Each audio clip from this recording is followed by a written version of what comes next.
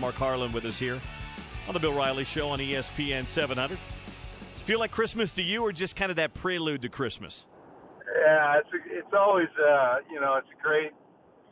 a great time to have everybody back and so focused. We've talked before that. Remember in the old days, this was kind of a true report day. Maybe you hadn't seen the guys in a while, but those days are gone. They're here with us all summer. But to have them all formally checked in, and I had a chance to speak to the team last night. Told them what I felt about them and how excited I was for them, and just to see the energy in that room, Bill, it was impressive. So it's a very exciting time. How different is it today? You worked in football ops and things down at the University of Arizona. I used to joke that camp was when guys came to get in shape for the season. Now, if you don't come in shape, you're in trouble, right?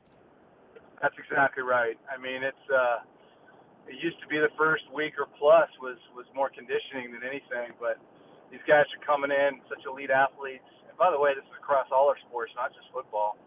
And you could get right after strategy way quicker than you ever could. And so, yeah, these guys are ready. I got to tell you, there was an energy in that room last night that just felt a lot different, and I'm sure they can't wait to hit the field. We'll get to something in a minute, but I want to get to some of the news of the day today. You guys announced a home and home with Arkansas in 2026 and 2028. It's a little ways off, but you're adding an SEC school to the non-conference schedule. How'd that come about? Well, it's something we've been working on for a while. Chris did a great job with filling the football schedule, and kind of right about mid-season, we really started putting lines in the water for folks that wanted to kind of be way out there. And Arkansas was one of the ones that we engaged with. Their athletic director is a personal friend.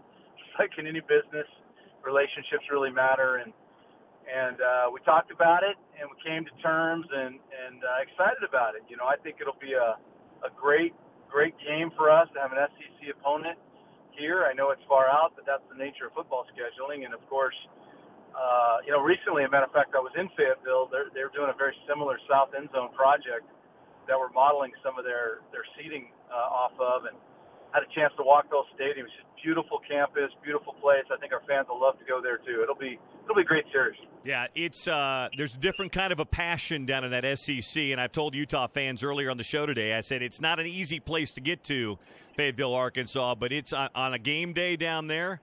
And it's like this in a lot of those cities. Those aren't real big cities, some of those places like Oxford and Starkville and Fayetteville. But on game day, boy, it's a different kind of vibe, isn't it? It really is. And the interesting thing about Fayetteville, it's a little different from some of those SEC cities.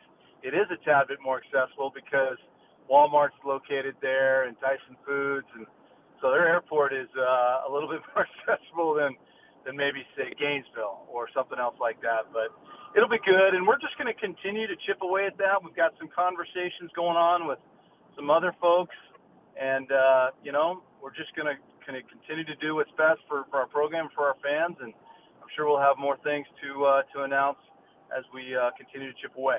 Mark Harlan with us here on the Bill Riley Show. What was it like for you in your second Pac-12 Media Day as AD at Utah to walk around last Wednesday as the guy whose school is the pick this year? For the first time in school history since joining the Pac-12, Utah's picked to win the league. What was that like for you, and what was kind of the reaction from some of your contemporaries?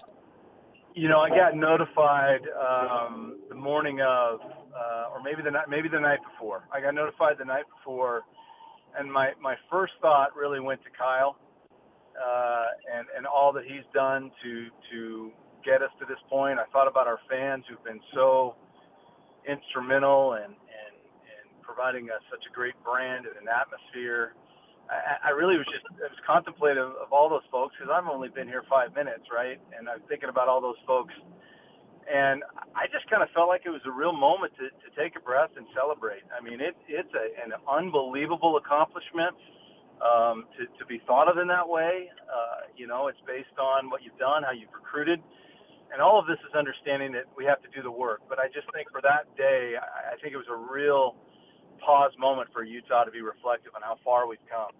was awesome. I think so, too, and it kind of changed the narrative when we were down there doing the shows. One of the storylines down there last week, and John Wilner wrote about it a month or two ago, but I know it was addressed by the commissioner, was some potential early kickoffs, maybe a 10 a.m. Mountain Time, a 9 a.m. Pacific Time kickoff time to try and get some eyeballs back east on Pac-12 games.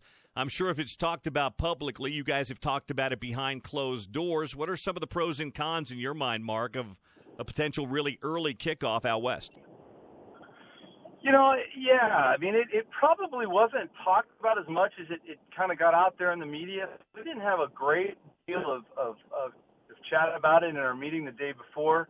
I kind of put it under the subject of just everything's on the table to make sure that the Pac-12's brand is where it needs to be.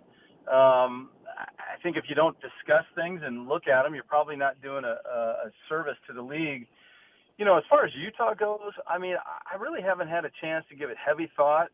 I'm going to start doing that. There's certainly a lot of negatives to what would be a 10 a.m. start here, I think, from tailgating and some other things, our students.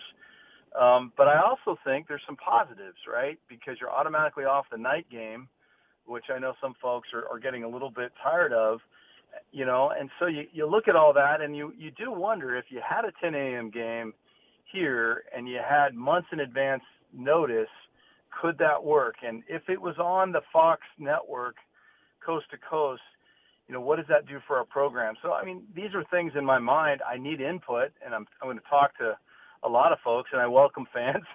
There you go, Bill, right? I welcome fans to send me notes or to reach out, Twitter, what have you. But I'm contemplative. I'm not shutting the door. I know Whit is, Whit, he's like, let's go, right? Let's play. But he and I were joking about it. He also knows what's most important, too, is our fans. So, it's something we're discussing. It's not a very advanced conversation at this point, but I think the league's just looking at any way to enhance our status and our viewership. But we got to be really careful of something that's very important, which is our fans. They released the football study on the officiating. What was the feedback you guys got, and were you satisfied with what they came back with on the officiating? I was very satisfied, and I was really, really proud of Ray Anderson, Director of Athletics at Arizona State, and certainly Larry Scott for, putting in the time, work to do a very, very intensive study. This is the same exact group and investigators that looked into the whole NFL about 5 or 6 years ago and things they needed to do.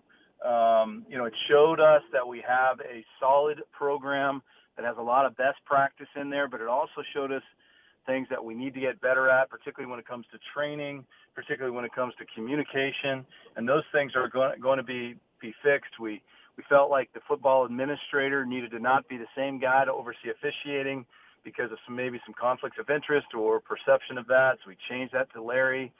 So I felt real good about it. I thought it was very candid. It involved not only ADs and football coaches, but also officials themselves, some disgruntled officials that maybe had been removed from the conference a few years ago. We even wanted their voices. So it was very in-depth. I think it showed us that, we've got some work to do, but it also showed us that we're maybe not as bad as some of the perception. But now we just have to get after and taking those recommendations and following through, which we will do. Mark Harlan, before we let you go, 29 days until the start of the actual season itself, but there'll be a lot of things happening between now and then, including a bunch of your other sports that'll get going in mid-August before we even get to the end of August, right? Yeah, we got a lot of stuff going on. Soccer is just getting ready to report, and they're excited. We've got all our student athletes kind of back, whether they're in a spring sport or not. So it's an exciting time, and I just want to thank everybody for renewing their football tickets. We had an enormous renewal again. It actually hit 99% a few weeks ago.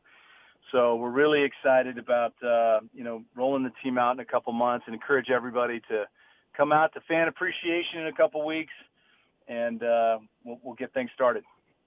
Hey, thanks for jumping on today. I know you got a busy schedule today. Appreciate it. We'll see you up at football.